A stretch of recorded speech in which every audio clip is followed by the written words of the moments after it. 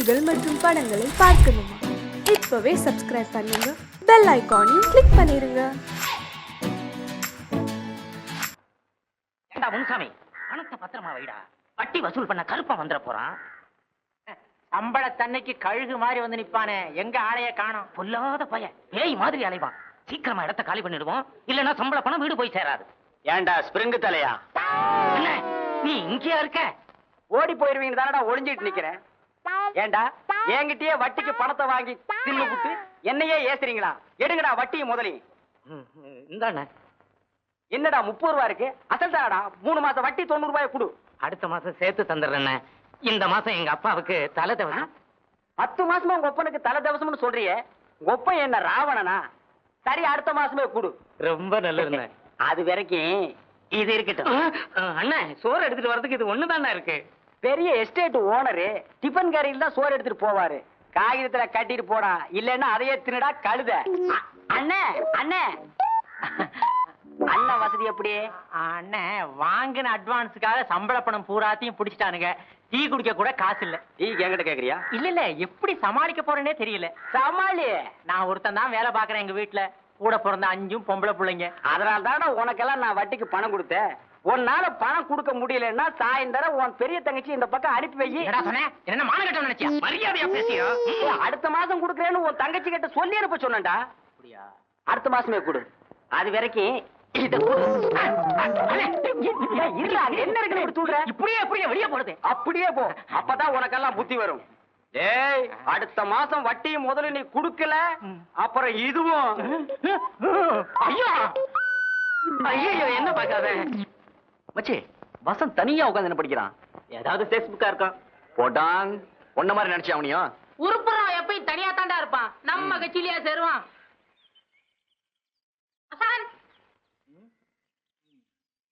பிரின்சிபலை கேரப் பண்றது தப்புன்னு சொன்னேன். அதுக்காக என்ன கேரப் பண்ண வந்துட்டீங்களா? என்னடா விஷயம்?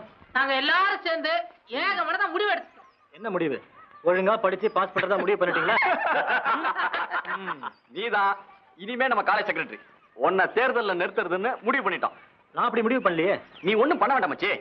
இந்த நாமினேஷன் மட்டும் கையெழுத்து போட்டு கூட பாக்கிய நாங்க பாத்துக்கிறோம். அவ்வளவுதான். டேய், அவ பதவின்னு அலையறான்.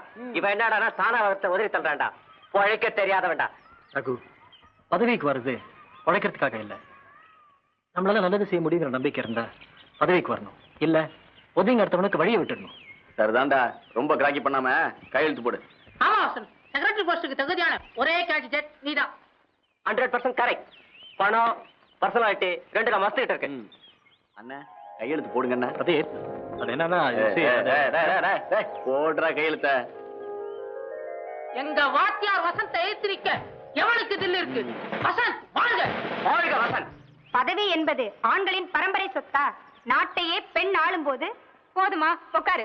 உங்க அம்மா எம்எல்ஏங்கிறது எங்களுக்கு தெரியும். நானும் எலெக்ஷன்ல நிக்க போறேன். நம்ம காலேஜ் செக்ரட்டரி போஸ்டுக்கு ஏத்து போட்டி போட போறேன். ஆண்களின் ஆதிக்கத்தை ஒழிப்பதே எலட்சியம். லட்சியம் மட்டும் இருந்தா போதுமா? கொஞ்சம் லட்சணமாவும் இருக்கணும். அப்பதான் ஜென்ஸ் ஓட்டு விழும், தெரிஞ்சுக்கோ. அப்படின்னா நான் நிக்கிறேன். யார் நின்னாலும் சரி, நான் எழுத்து போட்டி போறதா முடிவு பண்ணிட்டேன். Stop it. நீங்க அடிச்சுக்கிறத பார்த்தா நானே நிக்கலாம் போல தோணுது. அப்படிவா வழிக்கு ஓடுதுல கையெழுத்து. என்னடி இது? எலெக்ஷன்ல நீ நிக்கிறதுக்கு நாமினேஷன். நானா? வேற யாரு? நீயே தான். நாங்கெல்லாம் கெஞ்சினா நீ மிஞ்சுவ. இப்போ உன் வாய் திறந்து சொல்லிட்ட இல்லையா? எப்படி எங்க ஐடியா? போடு. Hell with your idea. Election ஆகுது, மண்ணாங்கட்டியாவது. போங்கடி. இந்து, அறிவு அழகு ரெண்டும் உங்ககிட்ட தான் இருக்கு. பெண்கள் சார்பில் போட்டி போற தகுதியும் உனக்கு ஒத்திக்குதான் இருக்கு. படிப்பை தவிர வேற எதுலயும் நான் மத்தவங்களோட போட்டி போட விரும்பல. எனக்கு மேடை ஏறி பேச தெரியாது, ஓட்டு கேட்கவும் தெரியாது. நீ எதையுமே செய்ய வேண்டாமா? இதுல ஒரு கையெழுத்து மட்டும் போடு. போடுமா? போடுமா? போடு. போடி. இந்த புடி போடு. எங்கள் போட்டு இந்துவுக்கு, வீராங்கனை இந்துவுக்கு எங்கள் போட்டு.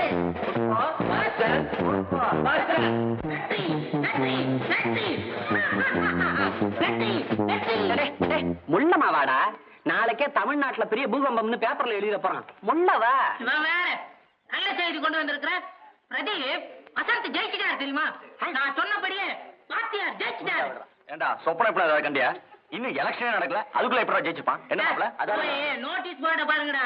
வசந்த் ஏகமனா தேர்ந்தெடுக்கப்பட்டிருக்காரு. அப்படின்னா இந்து இந்து எழுந்து போய் நாமினேஷனையும் வாபஸ் வாங்கிட்டு தேர்தல்ல இருந்து வெளியிட்டாங்களாம். ஏண்டி இந்து, எங்க மூஞ்சில எல்லாம் கரிய பூசிட்டல்ல. எவ்வளவு கஷ்டப்பட்டு உன்னை எலெக்ஷன் நிக்க வச்சோம். இப்படி பண்ணிட்டேடி பாவி. உன்னை நிறுத்தினதுக்கு இந்த மரத்தை நிறுத்தி வச்சிருக்க. யாரை கேட்டுட்டு வித்ட்ரா பண்ண? என் மனசாட்சியை கேட்டு. காலை வாரிட்டேடி. நீ வந்தா லேடிஸ்க்கு ஏதாவது செய்வேன்னு நம்பித்தானே உன்னை நிக்க வச்சோம். வசந்த் அதை செய்வாரு, நான் நம்புறேன்.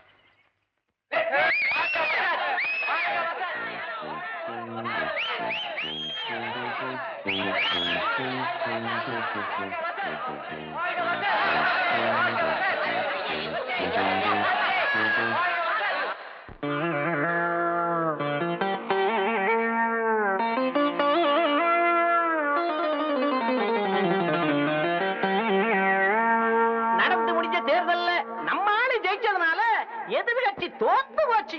எதிர்த்த கட்சி தோத்ததுனாலதான் நம்ம கட்சி ஜெயிச்சு போச்சு.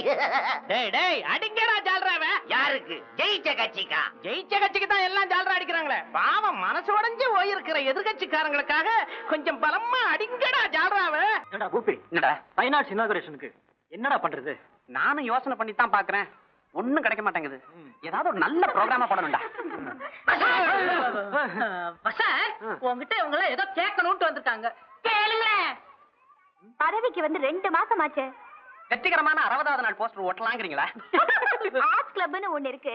அதுக்கு நீங்க தான் செக்ரட்டரிங்கிறது தெரியுதுங்களா? இனாகுரேஷன் தானே? ஆமா. அத பத்தி தான் பேசிட்டு இருந்தோம். ஆர்ட்ஸ் கிளப் ஆரம்ப விழாவுக்கு யார் சார் கூப்பிட போறீங்க? கமலா, ரஜினியா? பாம்பேல இருந்து அமிதாப் பச்சனை கொண்டு வரலாம்னு இருக்கோம். ஏதாவது புதுசா சொல்லுங்கப்பா.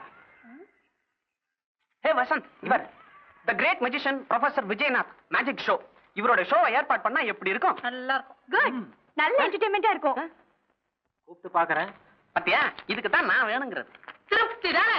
மேஜிக் ஷோ இருக்கும். டேய் டக்கர், ப்ரோகிராம் ஒழுங்கா நடக்கணும்ல? ஆமா. அதுக்கு ஏதாவது உடையணும்ல? ஆமா. பூசணிக்காயை உடைக்கிறதுக்கு பதிலா ஒன்ன தான் போட்டு உடைக்கலாம்.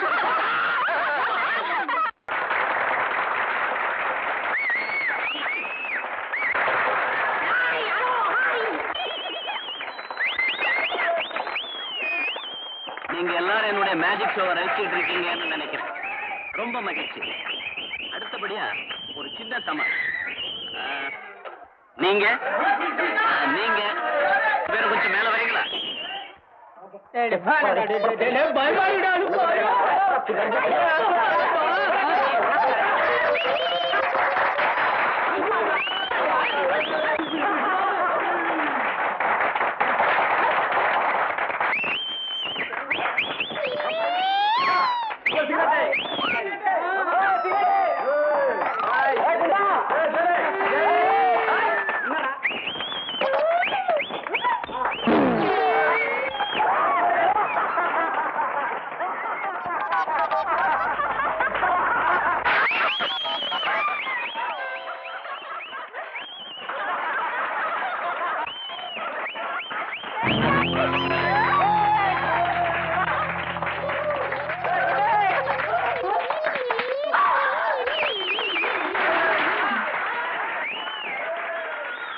Gentlemen, please come up.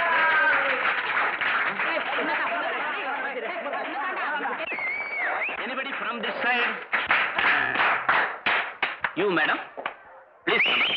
உன்னதான் கூப்பிடுறாங்க. ஏச்சு போடி.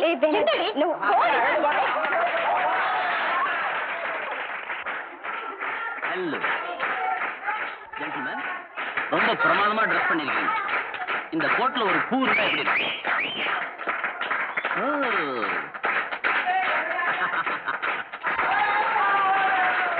அழகான பூ. இதுக்கு வாசனை இருக்கா பாருங்க.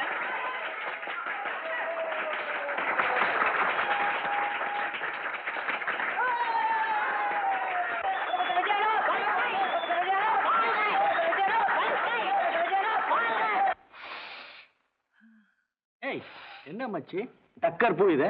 யார் காதுல வைக்கிறதுக்கு? மச்சி, காதல வைக்கிறதுக்கு இல்லடா, காதல வளர்க்கறதுக்கு.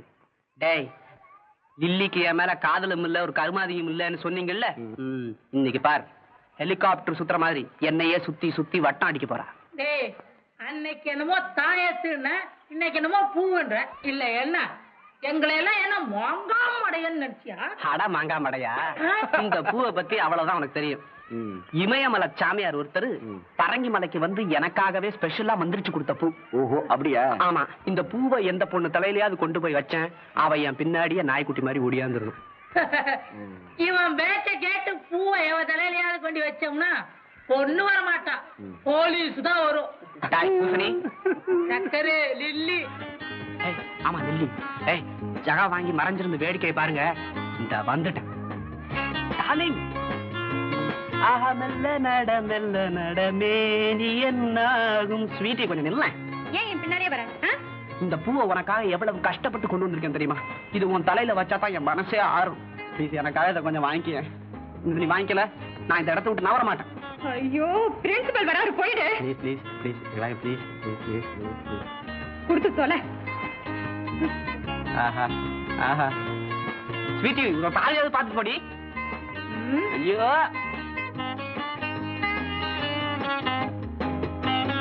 என்னம்மா பூவா? ஆமா, இந்த பூ.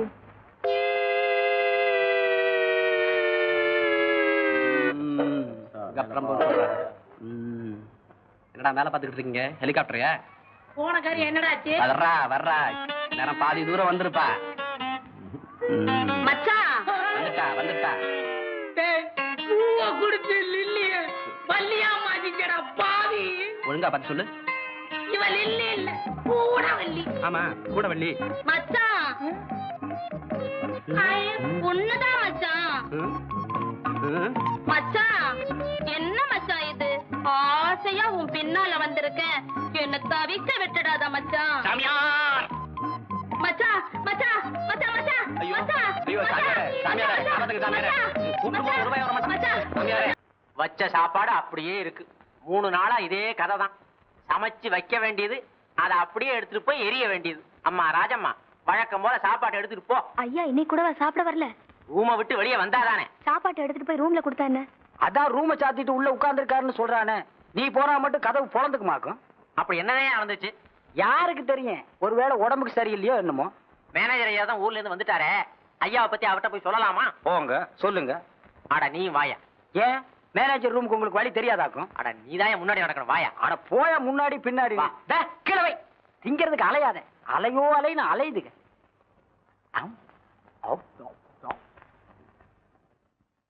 வாங்க.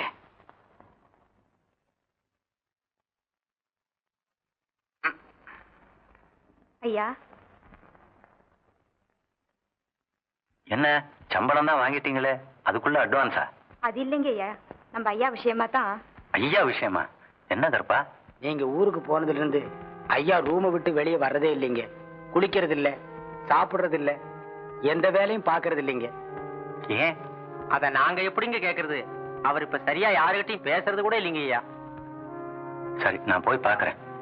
உங்ககிட்ட ஏன் நான் இப்படி வட்டி வசூல் பண்றேன் தெரியுமா? ஏன்? ஊர்ல போய் விவசாயம் பண்ண போறேன். அண்ணா, ஊர்ல நிலம் இருக்கா? ஏண்டா, ஊருன்னு இருந்தா நிலம் இருக்காதா? உனக்கு இருக்கா? அடக்கு இருக்கா? இனிமே தாண்டா வாங்க போறேன். கட்டின வேட்டியோட வந்தேன், இப்ப நிலம் வாங்க போறேங்கிற. அவ்வளவு பணம் ஏது? பெருமூச்சு விடாத. குருவி சேர்க்கிற மாதிரி 10,000 ரூபாய் சேர்த்திருக்கேன். இன்னும் ஒரு 5,000 ரூபாய் சேர்த்துட்டேன்னா முழுசா நிலம் வாங்கிடுவேன். இப்படி 5ம் 10மா வாங்கினேன்னா முழுசா நிலம் வாங்க முடியாது. அடிக்கணக்குல அளந்துதான் வாங்க முடியும். அண்ணே, ஒரே அடியா நிலம் வாங்க ஒரு வழி இருக்கு. என்ன வழி? 1 2 ஆக்கணும். 1 ரூபாய் 2 ரூபாய் ஆக்கணுங்க. என்ன கண்ணாடிக்கு மேல வச்சு பாக்கலாமா? ரெட்டி பாக்குறது. எப்படா? இந்த கூடலூர் குப்புசாமி உனக்கு தெரியுமா? அவன் ஒரு பிச்சைக்கார பையன். அது அப்போ. இப்போ குபீர் பணக்காரன். இந்த பச்சை பங்களா எஸ்டேட் எல்லாம் அவனதுதான். எப்படா? ஆனா நீ 1000 கொடுத்தீங்கன்னா 2000 கிடைக்கும். 10,000 கொடுத்தா 20,000 கிடைக்கும். எவன்டா குடுக்குறான்? ஆள் எங்களுக்கு தெரியும். நீ போய் பாக்குறியா? எப்போ? இன்னைக்கு சாயந்தரம் 5 to 6 பெரிய மேட்ல சின்ன மரம்.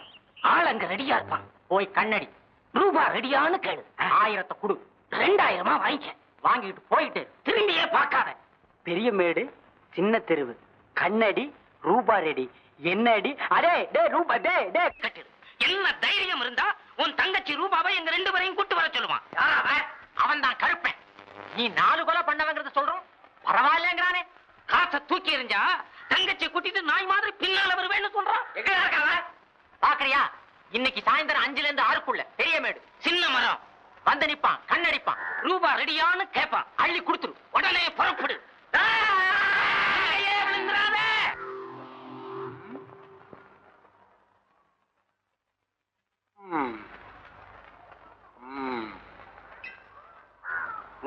ரெடியா? இப்படி வரையா? வந்தா தான் கொடுப்பியா? ஆமா. வா.